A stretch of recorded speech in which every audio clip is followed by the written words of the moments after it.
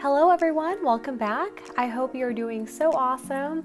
I'm Shelly, also known as Letters by Shells, and today we are going to be painting a floral watercolor wreath. It's going to be super fun and simple, so let's get started.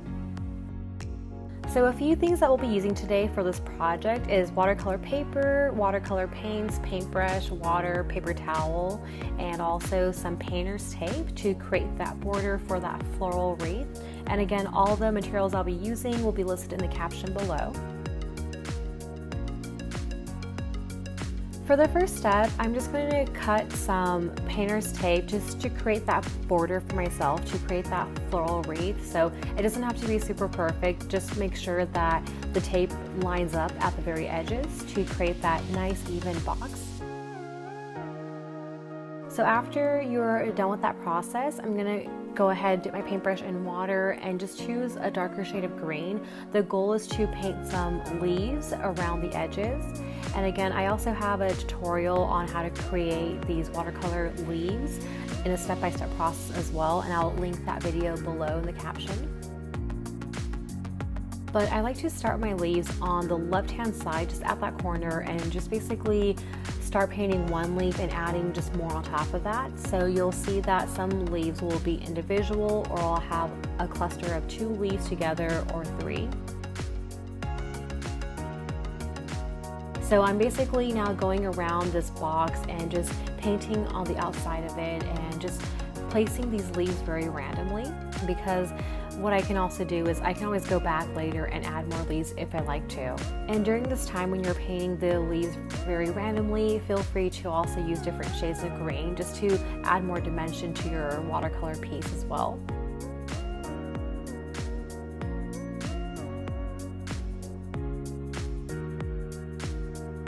So after you're okay with the placement of leaves that you have so far, I'm now going to grab another color. So I'm going to be using the color red, and I'm just going to add some cluster of dots to give like a feel of a floral throughout the entire watercolor piece. So I'm not painting on top of the leaf, I'm basically finding all the sections that need to be filled with the color red. And then I'll go ahead and now change the color and use now the color yellow, and just kind of, again, repeating that same process now using the color purple. And after you're okay with the amount of floral that you added, you'll see that some of them, I added them closer together to the other florals as well. Go ahead and just connect them with a stem. So I'm using the exact same shade of green that I used for the leaves earlier. So now my goal is just to take a step back and see all the negative space that still is there, and basically going back and painting more leaves on top of that. So I want to make sure that there is really no white space around the border, and I want to make sure to fill as much as possible. So by using another shade of green, so you'll see that this time around I'm using a much darker shade of green, and it's just to add more dimension and just to make those colors pop a little bit more. And the last final step that I'll be doing is I'm going to use a brighter shade of yellow and basically just paint some dots around the entire floral wreath as well, almost like painting berries, but in the shade of yellow. So you'll see that some dots are individual and some will have a cluster of 3 dots closer together. And after you're okay with that, feel free just to add the stems to connect everything. And if you want to add more stuff to your floral, you definitely can do so.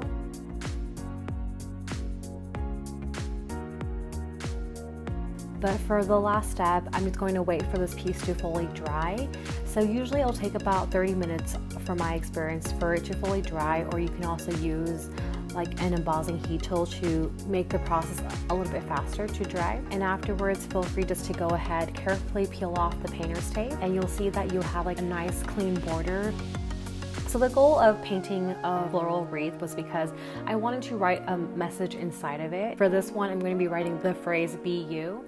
So for me, I always like to sketch with pencil first, and then after, if I'm liking how I wrote that out, then I'll go and use my brush pen and trace over that. At this time, feel free just to have fun, and I just thought that "Be You" would be an awesome reminder, especially during this time.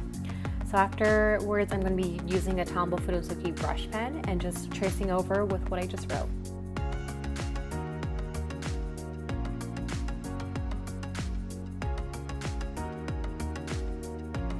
So after you are done with hand lettering this process using your brush pen, the important part is that I want to erase pencil marks, but I don't like to erase it right away because then the ink from the brush pen, it still might be wet. So I'll give it some time, maybe like wait 5-10 minutes for it to fully dry until I know it's ready. Then I'll go ahead and erase my pencil marks. But yeah, there you have it. This is the final piece. I would love to hear your thoughts, and if you do create this, please tag me on Instagram. I want to see your creations, and if you have any questions, feel free to comment them below. Thank you again for your love and support. I really appreciate you all, and I'll see you all in the next video. Bye.